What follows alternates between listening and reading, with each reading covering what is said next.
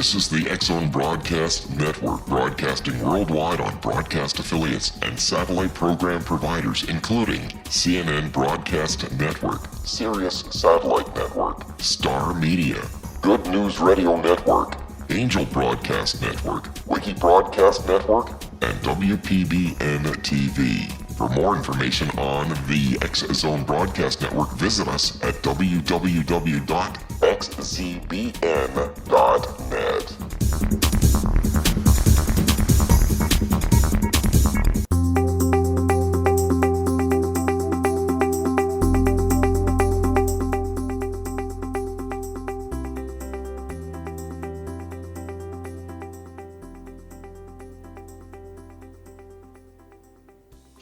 Welcome, everyone, to the Cal's Corner Show here on the X-Zone Broadcast Network and REL-MAR Media. Welcome back. I am grateful to be back on the air, back to where it started all in the late 1990s, thanks to the generosity of the executive producer, Mr. Rob McConnell, longtime friend of mine. I want to remind everybody, take you back in time to the late 1990s, where Cal's Corner started. It started on the X-Zone radio show. And the way the show worked was just fantastic. Rob would call me up on the mobile phone. We'd just wing it. No script, unrehearsed. It was captured raw and live. Then when I left the United States in the year 2000, moved to Europe, lived in the beautiful city of Prague in the capital of the Czech Republic, we continued to do the show. And then I left Europe and went to India after spending 10 years in Europe. And then I worked for Daily Post newspaper and the media company there. And I did a lot of reporting, wrote thousands of articles on many different subjects there. Then I went to Daily World newspaper and Daily World television, which I still do work for and do reporting for. And of course, we continued to do shows there. And Cal's Corner appeared over the years in Europe and in India in the form of a printed column. Then, of course, there was the Kal Korff TV show, briefly Kal Korff radio show. Instead of doing all of these different things, I wanted to consolidate them. And now I'm back as Cal's Corner, named after the column. And again, the show that Rob had originally started with me in the late 1990s. And all I can say is it's good to be back. And I want to thank Rob again for this wonderful opportunity. So what is Cal's Corner exactly? Well, my name is Kal, last name is Korff, first name K-A-L, last name K-O-R-F-F. Unfortunately, my middle name is Carlton, so yes, I'm KKK. Has nothing to do with the Ku Klux Klan. It has to do with the fact that my ancestors came from Europe, from Germany, and of course the letter K is used a lot. The letter C is not used unless your last name is Christ. So it's the reason for the triple K. And Cal's Corner is a play on that K, corner being spelled with a K instead of a C. And the purpose of Cal's Corner is to cover everything from politics to the paranormal. And that's a wide variety of subjects. And we'll touch on many of them tonight and on each episode. Going forward, we will have guests from all over the world. Right now, we are broadcasting this first episode from the wonderful country of the United Arab Emirates, here in the capital city of Abu Dhabi. And I must tell you, it's one of my favorite places to be. I've enjoyed staying here again during this past week here. Been here actually a little bit longer than a week. And the reason I'm here is to take care of some business as well as launch several new books, which I'll talk about a bit later. So I've been to a total of 27 countries now on 4 different continents. And out of all the cities I've been to and places I've been to, I have to say that the United Arab Emirates is actually up there as one of the tops. And it's a fantastic city. The quality of life here is absolutely fantastic. It's truly international. You meet people from all over the world just walking around. And I can't say enough good things about it. And every time I come here, I absolutely have a great time, and I always look forward to it. So that's, again, a brief introduction of how we're doing the show, what the plan is going forward. And again, my name is Kal Korff, and this is, again, Cal's Corner here on the X-Zone Broadcast Network. Now, let's talk quickly, before we take a break on our first segment here, about some of the events and subjects we're going to cover. One of them is going to be, of course, the international crisis which has occurred regarding communist North Korea. Now, if you listen to the media over the last few years or days, especially in the United States, you'd swear that North Korea is not important. The focus seems to have been on the recent racial-driven riots and violence that has occurred in the U.S., and that's kind of ridiculous because what's more important is when North Korea threatens the world with a nuclear holocaust. Now, a lot of people may disagree with that, especially in the la-la liberal left, but they're not exactly grounded in reality, in my opinion. The left no longer bears the responsibility they used to have in the 1960s and 70s when you could really reason with them and they had some very good arguments. Today's left is intolerant, they're as bad as the right, and both sides are polarized. So when you have white supremacist protesters at an event causing problems, combined with people from Black Lives Matter also causing problems, they're both racist groups. They're both opposites of a spectrum. And the truth, unfortunately, gets lost somewhere in the middle. So North Korea has popped up again. This time they've said they are canceling their threat to destroy Guam.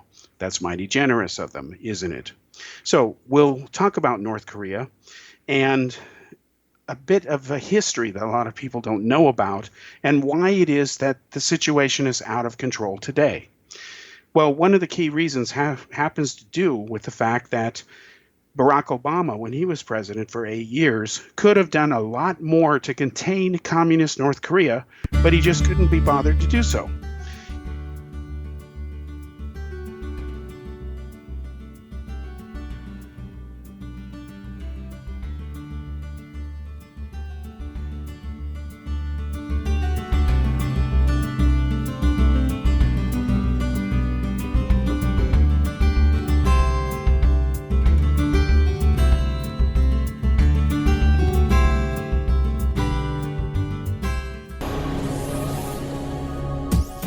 This is the X-Zone Broadcast Network, broadcasting worldwide on broadcast affiliates and satellite program providers, including CNN Broadcast Network, Sirius Satellite Network, Star Media, Good News Radio Network, Angel Broadcast Network, Wiki Broadcast Network, and WPBN TV. For more information on the X-Zone Broadcast Network, visit us at www.xzbn.net.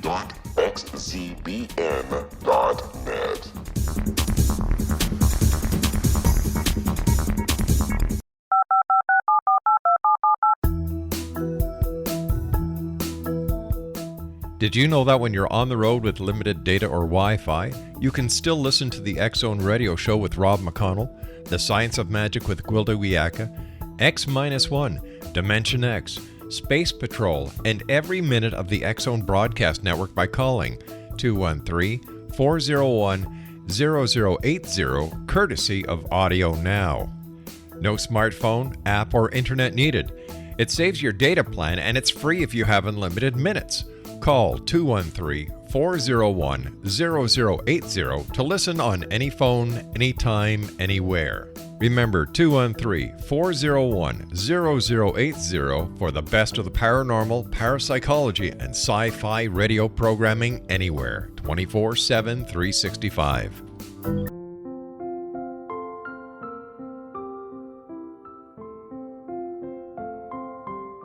I am Dr. Carl O'Helvey, founder, president of a new cancer foundation focusing on evidence-based physical, mental, and spiritual interventions, including natural cancer cures, prayer, meditation, affirmations, nutrition, and other related holistic cancer prevention and cure modalities. These are used in cancer education, research, and financing care. I ask for your help to continue this important work by donating at www.holisticcancerfoundation.com.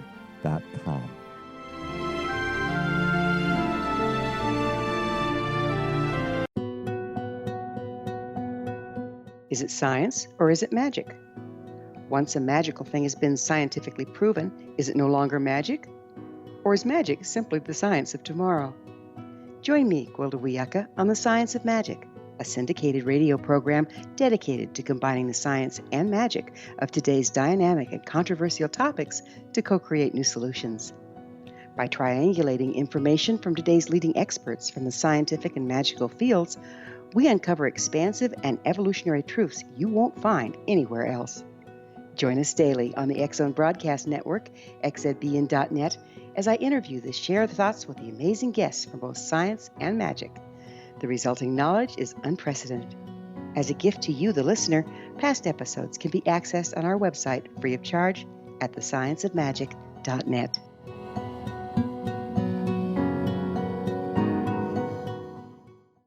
Little children aren't the only ones afraid of the dark. Millions of soldiers return from war zones with PTSD, anger, frustration, fear, and loneliness, much of which surfaces during the darkness of the night. You have the chance to change the lives of these American heroes. Songs and Stories for Soldiers.us provides free MP3 players for these men and women. With a list of 3 million songs in 16 different styles, 100,000 audiobooks, and 30,000 old-time radio programs, every veteran can find something to soothe and comfort them at no cost. All our players contain an 8-hour audio program designed to help veterans fall asleep.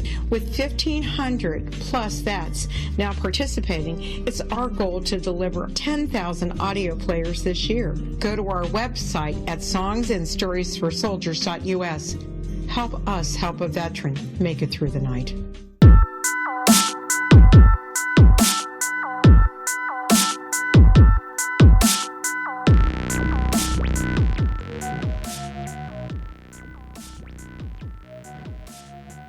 Welcome back to the second segment here on Kal's Corner, here on the X-Zone Broadcast Network. Executive producer is, of course, the one and only Rob McConnell. Now, we were starting to talk about North Korea and the real crisis that this issue does present to the world. I cannot emphasize enough to you, regardless of what political ideologies you may hold, that North Korea is a problem that needs to be dealt with sooner than later. In fact, to be blunt about this issue, it should have been dealt with many years ago. Now, let me briefly review some history that a lot of people who talk about North Korea, especially in the mainstream media, just don't seem to bother mentioning. First of all, the history of North Korea's nuclear weapons program goes back decades. In other words, these nuclear weapons just didn't magically build themselves, neither did the rockets. What happened in the 1950s is that Joseph Stalin's regime, now this is the former Russian dictator Joseph Stalin and his successor, they cut a deal with North Korea to start training their scientists to make nuclear weapons. This is after the United States got the bright idea to station nuclear weapons in South Korea. By the time the United States had its nuclear weapons program in South Korea, that is nuclear weapons aimed at various targets, there were about 95 nukes total. That, of course, their presence there bothered the Russians. So what happened is, over the many decades, the Soviet Union, the former Soviet Union, it no longer exists, thankfully, signed an agreement with communist North Korea to start building reactors, they're still in use today, and to train their scientists to build nuclear weapons. In fact, we know that the engines for the rockets, which are knockoffs of Russian rockets, actually come from the Ukraine. Ukraine, to this day, builds a lot of the engines that drive the Russian missiles, including their intercontinental ballistic missiles, because Ukraine, until they gave up their nuclear weapons in exchange for a security guarantee from the United States, which is a joke now, they at one time had the third largest nuclear arsenal in the world. They had over 5,000 nuclear weapons. Now, I've written and reported on this as a journalist for many, many years. And the short version is that Russia is the country responsible for helping empower communist North Korea to develop nuclear weapons. Now, this is outside the framework of any signature it had with the Nuclear Non-Proliferation Treaty, the terms of which it violated. So while Russia likes to condemn the misbehavior of North Korea, it's speaking out of both sides of its mouth since it is the entity responsible for helping North Korea get to where it is today. Now, it wasn't just Russia. What happened is in the late 1980s and early 90s, the USSR imploded. It no longer exists. So North Korea was suddenly without its security blanket agreement from Russia. That's when Communist China stepped in and was happy to fill the void. You have to remember that when both the USSR and Communist China were competing against each other, they were arguing over what was the valid path to true communism. Each one was claiming that they were better communists than their rivals. The truth is, neither were very good communists. You had China eventually distance itself from its Maoist doctrine to become what it is today, which is basically a totalitarian capitalistic society. They're not genuine communists. Russia was never genuine communist either. In fact, there never has been a truly genuine communist country in the entire history of the world.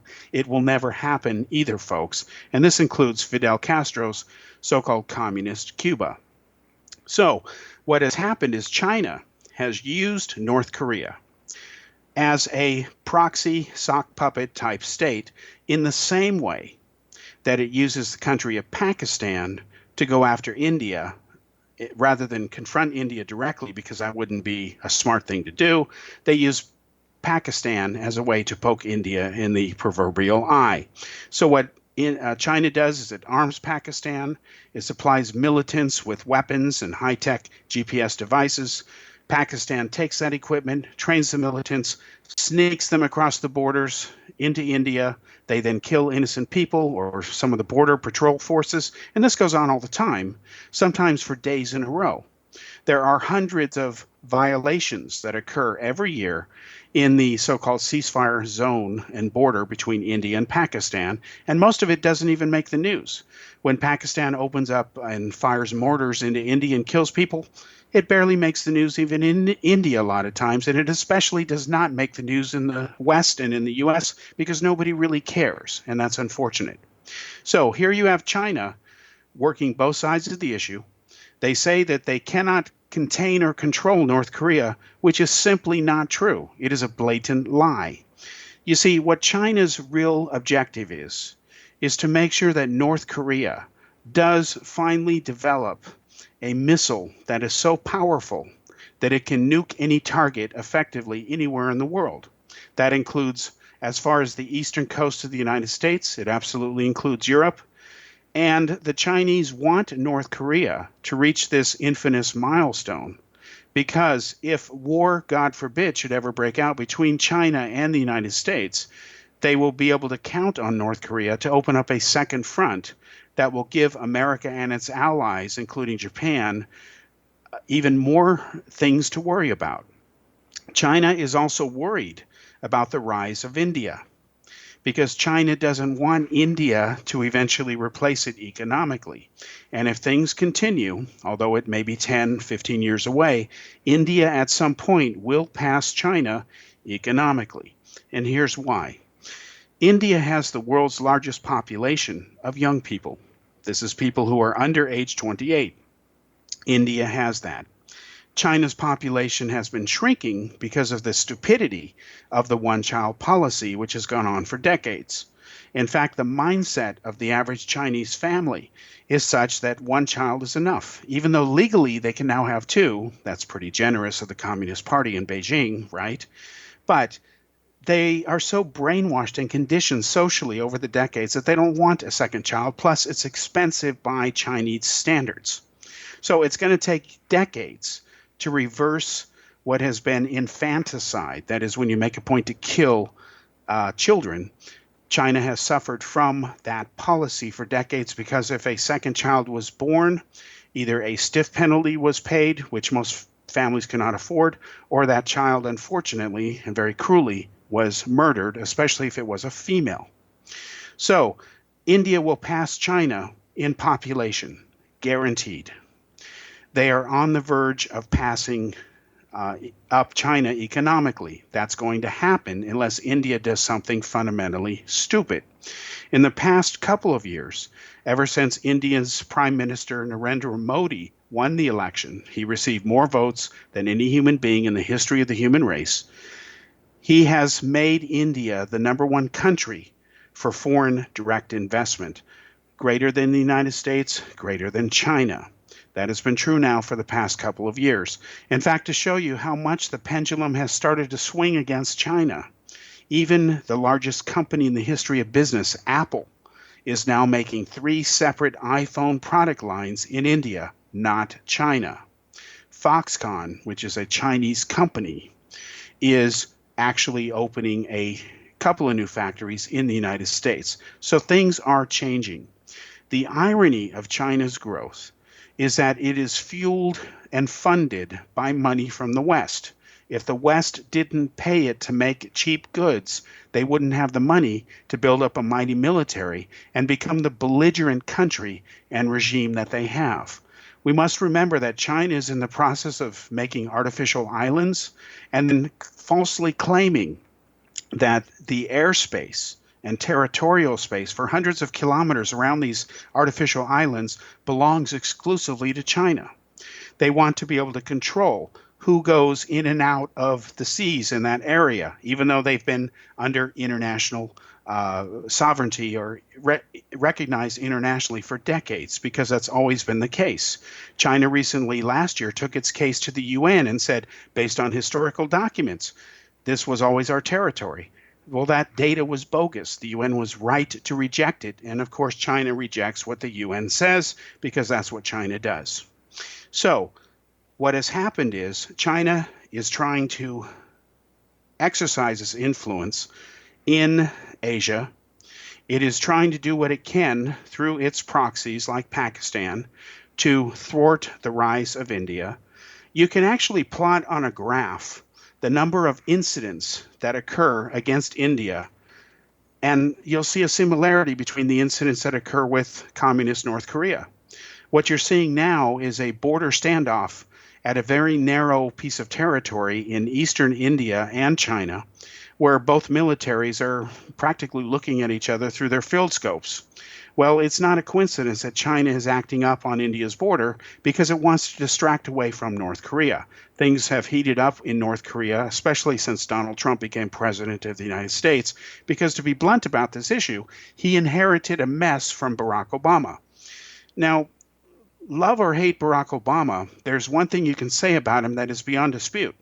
Foreign policy-wise, far more so than not, this man was a disaster. And that's ironic because one of the reasons he was elected was to fix the disasters that George Bush created, his predecessor. Now, take the issue of the debt. When Obama became president, the United States was $10 trillion in debt. Obama said this was irresponsible. He's right about that. But do you know what the debt was when Obama left office? Another $10 trillion. So the United States is $20 trillion in debt. So if Obama or if Bush was irresponsible, what is Obama by doing the same thing, even though he wasn't fighting the kind of wars that Bush started? Look at his policy in Syria. The media let him off the hook for that, even though he is directly responsible for displacing hundreds of thousands of people in Syria, many of whom would be alive today if Obama had not gotten the stupid idea to interfere in Syria by cutting a deal with the Saudis and a deal with the Turks to go in there and try to engage in regime change. This was something he said he was against and would never do. And yet this is exactly what he and his then Secretary of State Hillary Clinton did once they got into power. Regime change. They did it in Libya. They tried it in Syria. It did not work. And now Syria is worse than it ever has been because of direct interference by many different countries. This includes Iran, this includes Russia, it includes the United States, and a bunch of terrorists who belong to the Islamic State, as well as Al-Qaeda and a bunch of other militant groups. But the pro-Obama media basically let Obama get away with it. They didn't hold him accountable like they did Bush for the disaster in Iraq. Clearly, it was a double standard. So what Obama did during the time he was president was he let North Korea continue to get away with its antics. He could have done a lot more. He passed a lot of sanctions against North Korea, but they didn't do any good. And he has a history of doing that. And sanctions that do no good are useless. You might as well not bother. So it was during Obama's watch that North Korea became the strongest it has ever been. Thanks to what Obama did not do, North Korea sits in the position it is today, on the brink of developing intercontinental ballistic missiles that can literally threaten the world.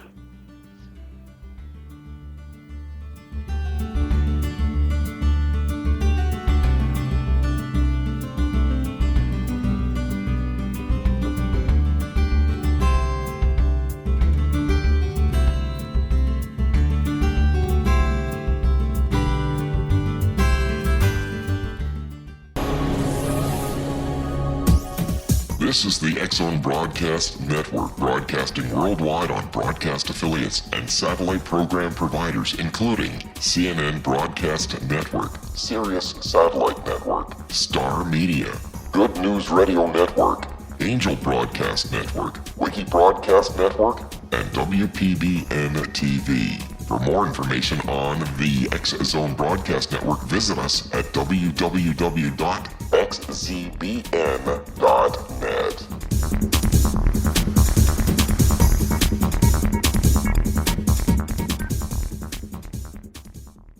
How would you like to be able to read other people's minds? Well, the next best thing is here. When you know how to read a person's name, you know how the person thinks, feels, and behaves.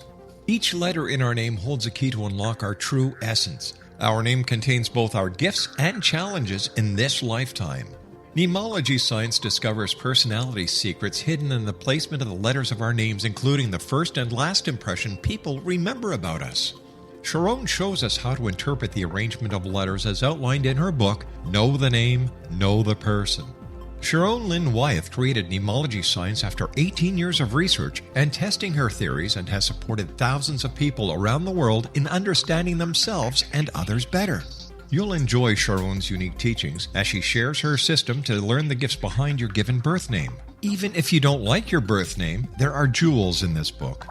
If you're thinking of changing your name, ready to name your child, or wanting to get along better with others, this is the book for you.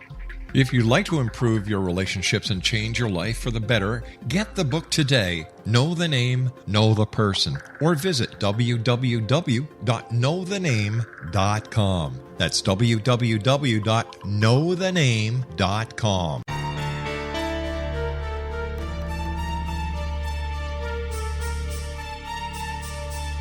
Hello, I'm Justina Marsh, and with my dad Pete, we are going to present a new show called Too Good to Be True. Together, we are aiming to discover more truths about this world and beyond. Do you have unanswered questions about the world?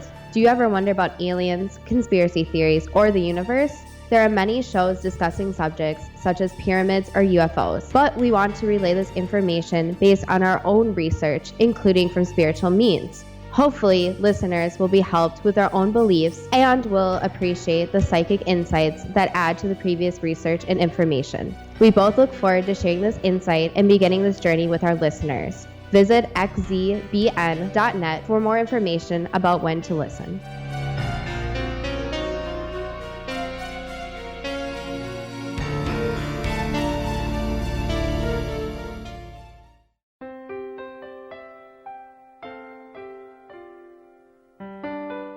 Ancient prophecies, legends, and current events indicate we're entering a high-frequency era supporting enlightenment.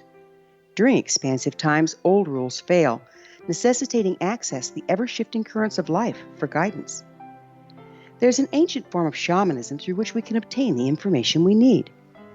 I'm Gwilda Wiyaka, founder and director of Path Home Shamanic Art School, with a great new provision for those interested in spiritual evolution and personal empowerment. Galactic Shamanism, Art of the Ancients, Key to Tomorrow, is an upcoming series of leading-edge online affordable classes designed to guide and support you and your family during these times of transition. Embrace the magic. Empower your life. Study Galactic Shamanism at findyourpathhome.com.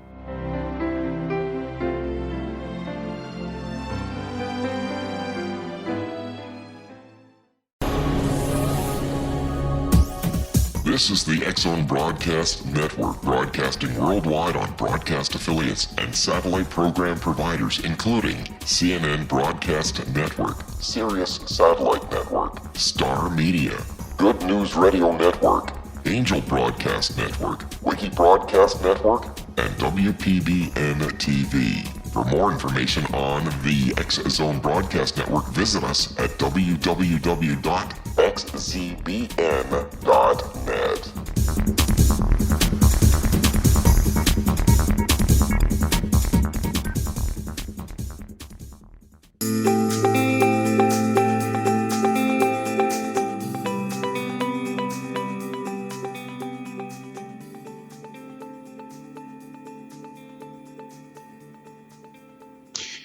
Welcome back to the third segment of Kal's Corner here on the X-Zone Broadcast Network. So, to wrap up the issue of communist North Korea, again, Donald Trump inherited a mess. He wasn't exaggerating. He was right about that. Because Obama didn't do enough, and he should have, we are in the situation that exists today. North Korea will continue with its rogue nuclear weapons program. It wants to develop weapons that can reach almost anywhere on the planet. China supports them despite their official denials to the contrary. It's just typical lies out of Beijing. And this is going to come to a head, folks. Both sides cannot win. Either North Korea is going to have to stand down, which means China is going to have to change its mind as well, or it means that the United States will have to stand down. And if it should do that and effectively surrender, it means that the world will be at the whims of a tyrant and a proxy of communist China. No sane president would allow that to happen, and U.S. doctrine, independent of Trump, says they will never allow communist North Korea to reach that milestone. This issue will come to a head this year, at the latest early next year if both sides stall out. I predict that both sides will not find common ground. And there's a rather interesting development that people are thinking of once again on this issue as we wrap it up. Thanks to documents that have been put out there by WikiLeaks, we now know that communist China a few years ago actually was seriously considering abandoning North Korea and supporting the reunification of North and South Korea under the government of South Korea to reunify the countries in exchange for the United States to remove all of its military from the area. Now, that's something the Chinese have always wanted. They've never loved the fact that U.S. soldiers are stationed there.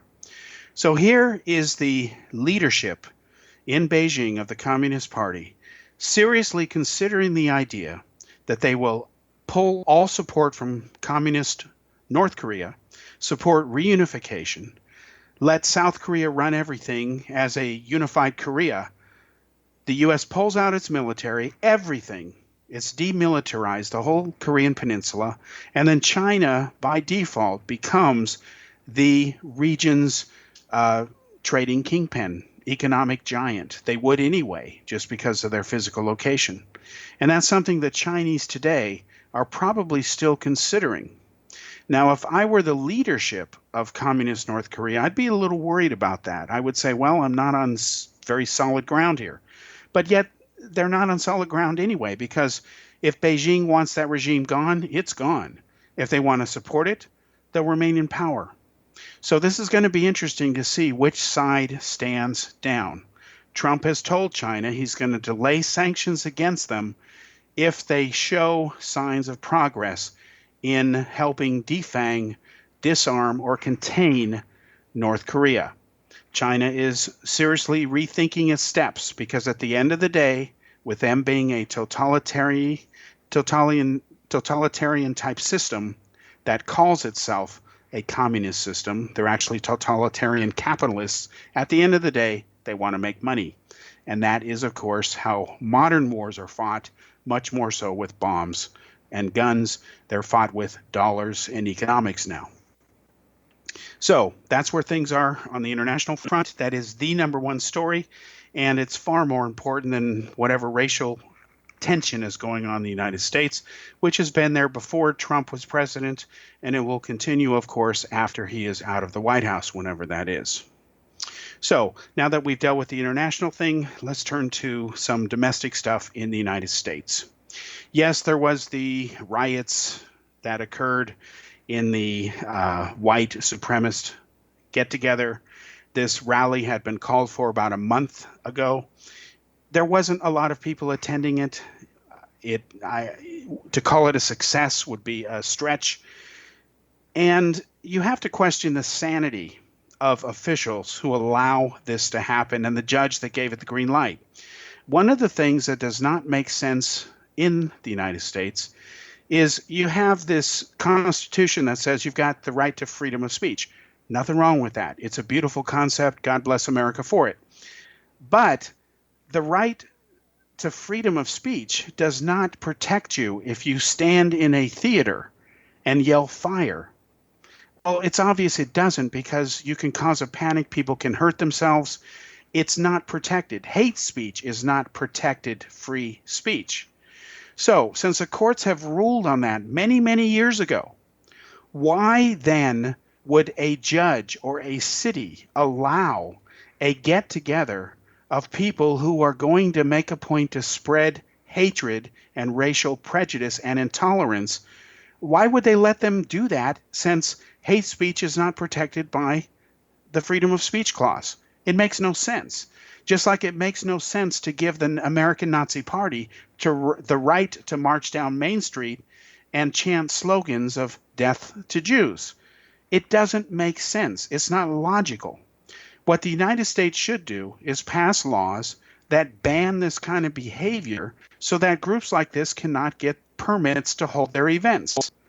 And if they're not allowed to hold their events, logic tells you that other hate groups like Black Lives Matter, which is a racist group on the other side of the spectrum, they won't be able to attend those white supremacist gatherings because they won't be taking place. And then the obvious result of that would be peace, because there's no event to get violent over, unless they want to go stage their own event and throw a violent affair.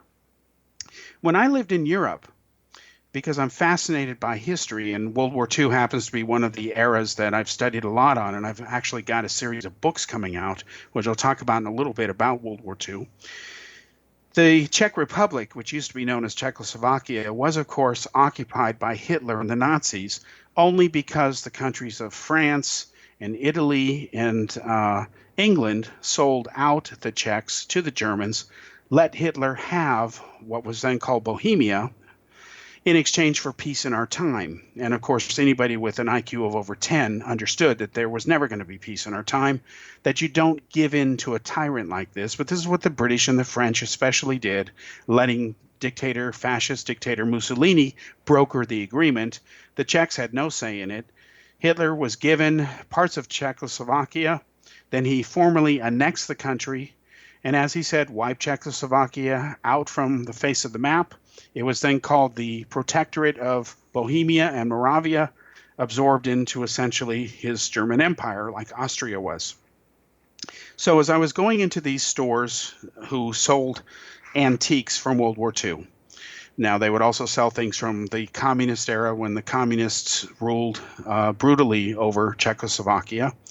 They would, of course, sell a lot of Nazi memorabilia. This included helmets, daggers, medals, things like that, lifted from dead soldiers or wherever they came from.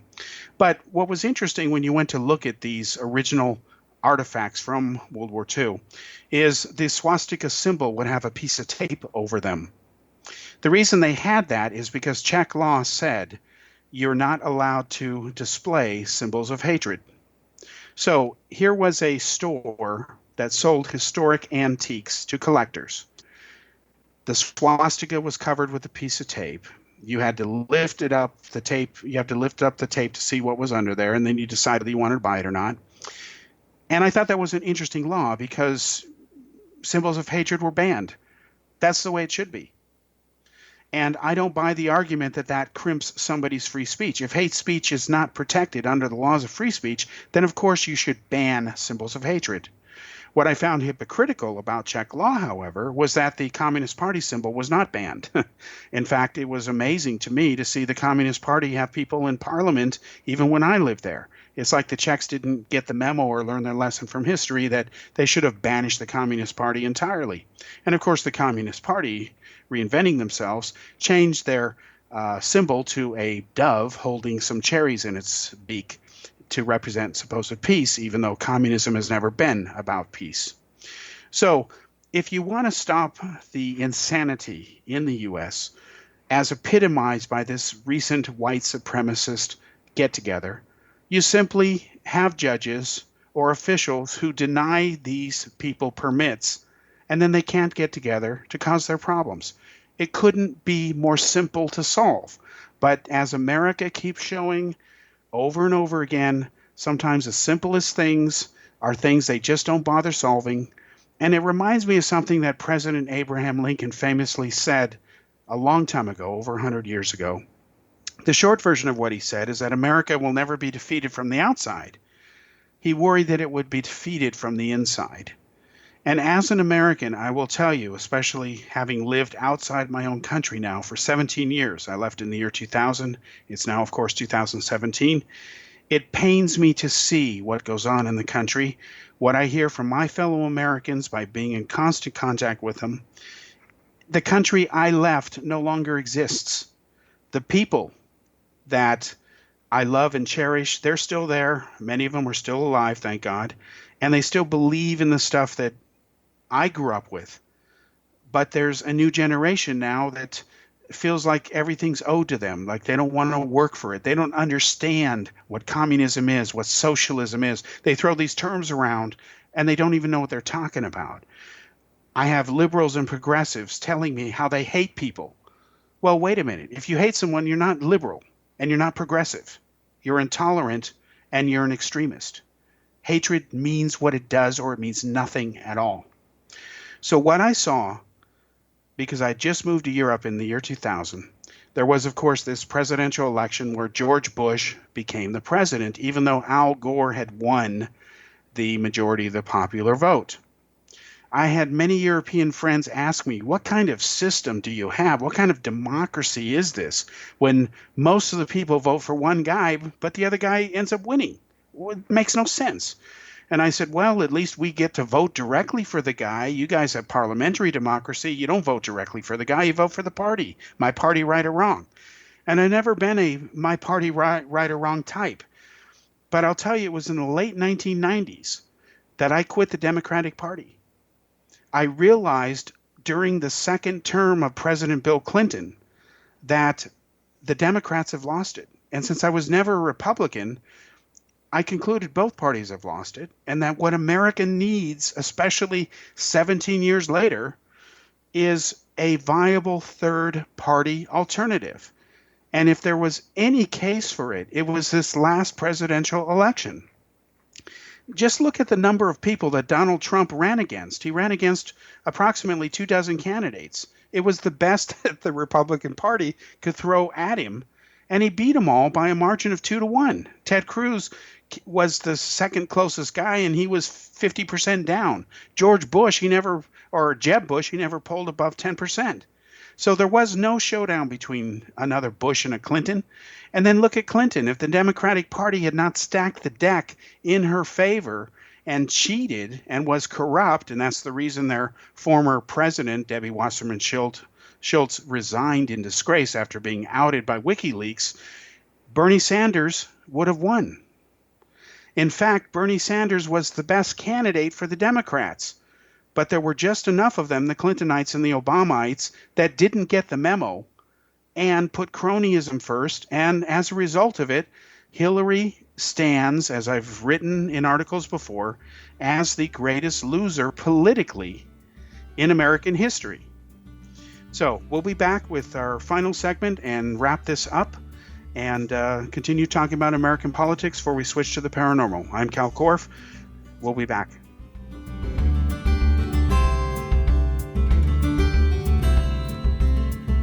The The Earth is under ever-increasing pressure from untenable lifestyles and growing populations. Yet, viable answers seem in short supply. What if I told you there's an ancient form that can empower you to take charge of your life?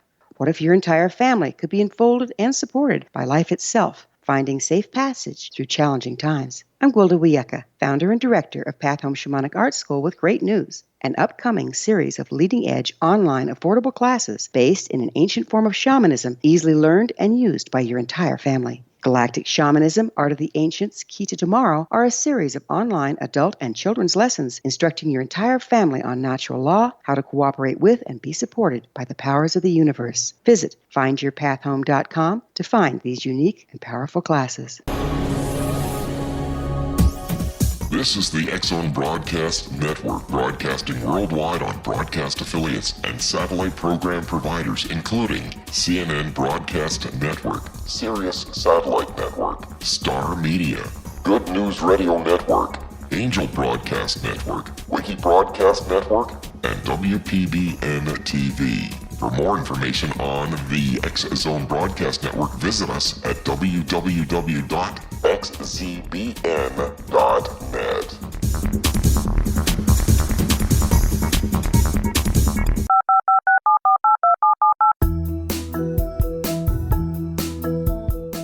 Did you know that when you're on the road with limited data or Wi-Fi, you can still listen to the X-Zone Radio Show with Rob McConnell, The Science of Magic with Gwilda Wiyaka, X-1, Dimension X, Space Patrol, and every minute of the X-Zone Broadcast Network by calling 213-401-0080, courtesy of Audio Now. No smartphone, app, or internet needed. It saves your data plan, and it's free if you have unlimited minutes. Call 213-401-0080 to listen on any phone, anytime, anywhere. Remember, 213-401-0080 for the best of the paranormal, parapsychology, and sci-fi radio programming anywhere, 24/7, 365.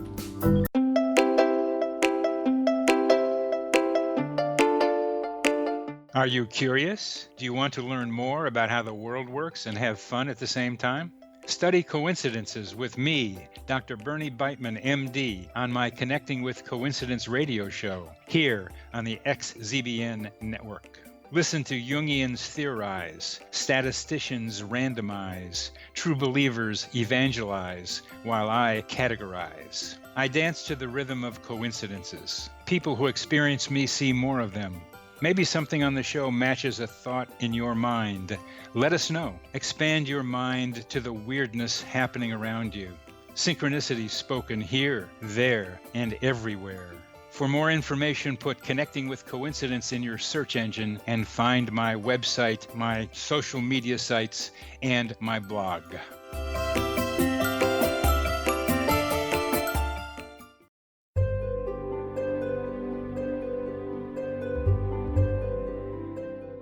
What is truth? Historically, we viewed things as either being true or false. Now, as we enter a more expansive era, we find the question is not, is it true, but rather, how true is it? I'm Gwilda Wiyaka, host of The Science of Magic Radio, a syndicated, internationally broadcast radio program dedicated to uncovering this ever-expanding truth.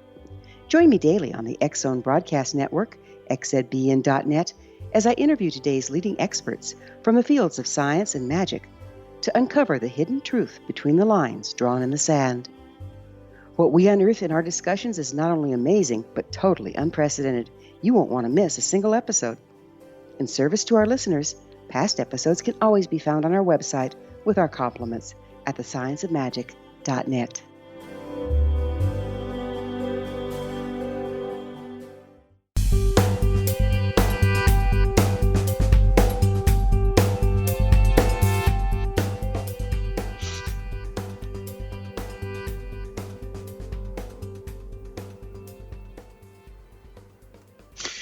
Welcome back to the final segment of Cal's Corner here on the X-Zone Broadcast Network, produced again by the one and only Rob McConnell.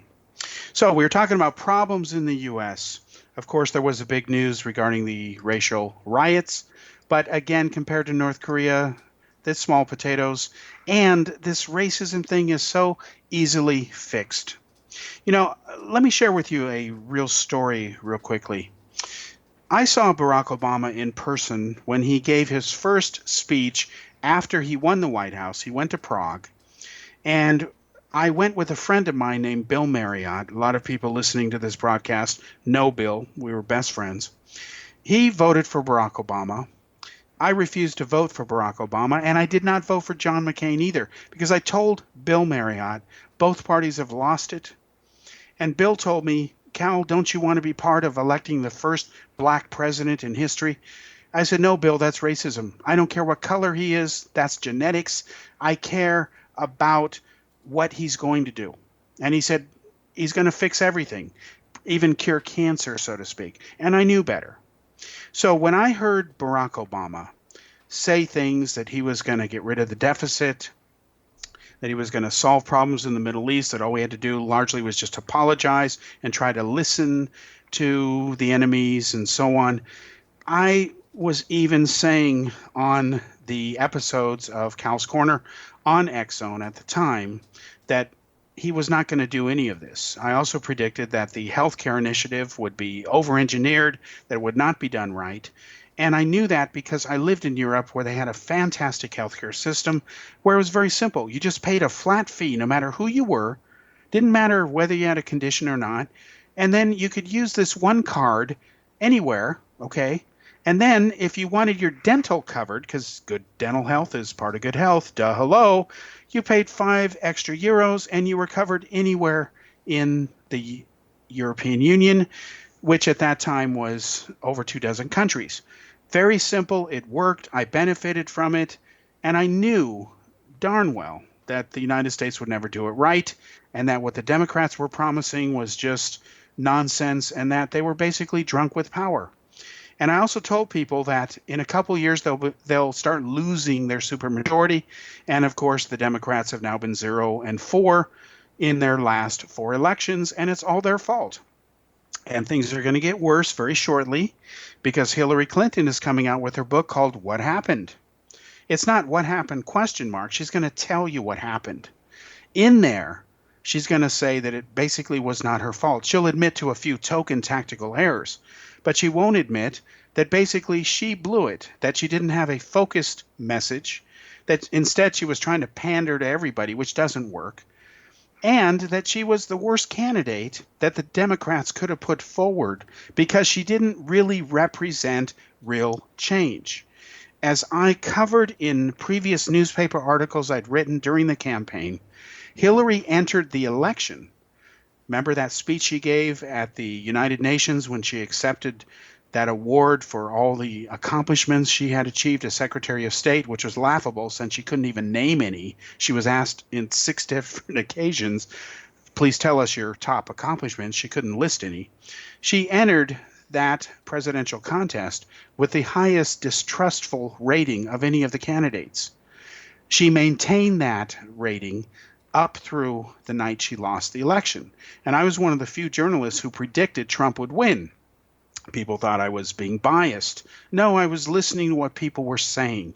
And it was obvious to me that Hillary didn't represent real change. She represented more chump change. And Trump, I said in a long article and in a radio show I'd done, that he was not qualified to be president. He didn't have the right temperament. He didn't have the experience. And that this something is better than, anybody or Clinton is not the right way to do it. And again, if you look at the dynamics here, out of a population of some 320 million people in the U.S., if you're going to tell me with a straight face that Hillary Clinton and Donald Trump was the best that the American people could come up with, all I can tell you is you deserve the misery that you vote for. You get what you vote for. As I've said over and over and over, democracy is like bodybuilding. You get out of it what you put into it. It's kind of obvious. So now I find out today that Bernie Sanders, God bless him, is about to introduce in Congress this so-called single-payer initiative. And my reaction is, that's great, but where have you been this whole time? Why has it taken the Democrats years and losing everything to say, maybe we need single payer? Hello? They should have done that from the beginning. Because as I said many years ago, and I wasn't the only one doing it, had Obamacare been done right, it wouldn't be in the mess it is now. I said years ago that it will become unraveled and start to show its true colors of how dysfunctional it always was as he skates out of office. And that's exactly what has happened. Obama's gone.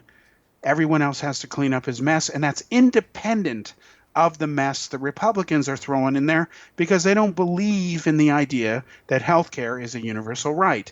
And I disagree with that. I think universal health care is a human right. Free speech is a human right. Freedom of press is a human right. There's a list that is admirable, and health care belongs on it. So how dare any legislator try to mess with what is arguably a universal human right? Why don't we just copy what Europe does? If it works and they figured it out, why should we be debating anything? Why should we reinvent a wheel that was invented and working fine a long time ago? The answer is we shouldn't. We should just do it. So Hillary's going to roll out her book. She's going to blame people who hated the idea of a female president. She's going to blame women who hated the idea of a female president for her loss. She's going to blame FBI Director Comey, former FBI Director Comey. She's going to blame the Russians, of course. Anybody but her, because the Clintons are infamous for this. It's always somebody else's fault. It's always a vast conspiracy of some kind, and that's what the Clintons would like you to believe.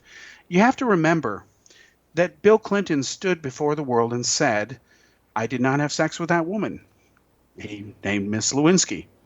And then it was only after the FBI did the DNA analysis and said, Mr. President, we're going to announce that there's a match. He then admitted to his own wife, if you believe her, that yes, he had cheated on her and that he had lied. And then he gave that famous press conference, I remember seeing it, where he says the reason he lied was to protect himself. Well, at that point, as an American, when I saw that, I thought, you're not worthy of being president. How dare you put yourself before the country? If you're president, you put the country first. You don't put yourself first.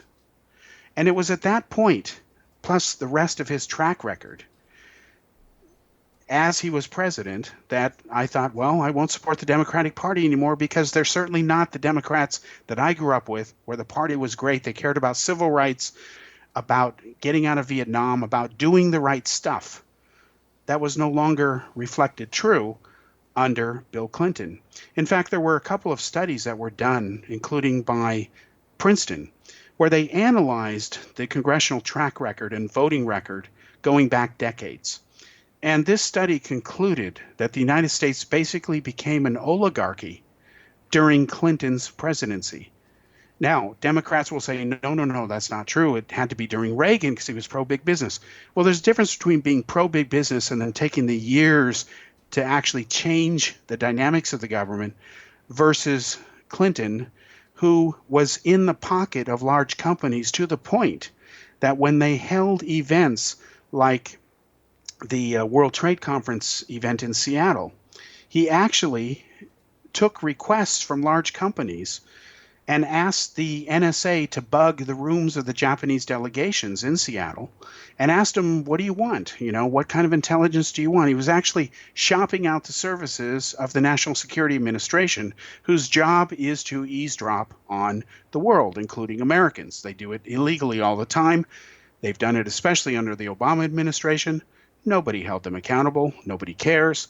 That's the way they operate.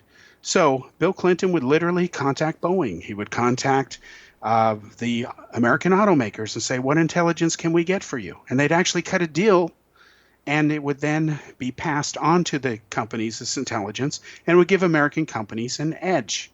And you can Google this stuff. I'm not just making it up. It's not some conspiracy thing or anything like that. So, as I mentioned before, in Cal's Corner, we cover everything from politics to the paranormal. This does not mean that every episode will cover both subjects or 3 or 4 in between. There's going to be no pattern. It depends on what's important at the time. We could have a whole show on a specific UFO case or paranormal case. Another episode could be on about Donald Trump or whatever. But the fact that we cover everything from politics to the paranormal is a wide scope. And one of the things that I promise to you is that one of the great things about facts is that you can independently check them yourself. And hopefully we will give you enough facts that you don't have to just take my word for it. In fact, please don't. Go ahead and check it yourself. You can contact me at Kal Korff at xcbn.net. Okay? I'm happy to read your emails, take your suggestions, and of course I'll be having guests on the show that cover a wide variety of subjects as we start to get in this, and it's again great to be back. So I hope you'll tune in every week and listen to the show. Please send in your suggestions for the shows and your questions. I'll be happy to take them and answer them on the air, and also give you credit for the question as well. And I hope you'll join me, because what matters is that people communicate and understand each other. That is what ultimately makes or breaks a society, is either real communication or a lack of. So thanks for joining me, and I'll see you again next week.